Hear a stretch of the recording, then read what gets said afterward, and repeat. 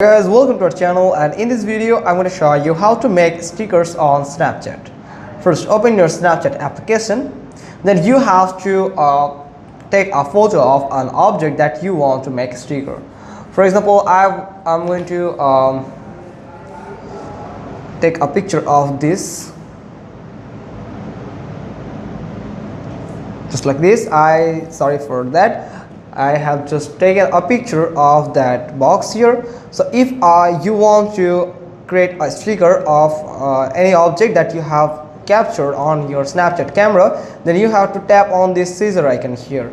If you tap on it, then it will recognize the object, and you just need to make sure that you have took that photo or captured that photo of that object clearly, and the obstacle around it is clear.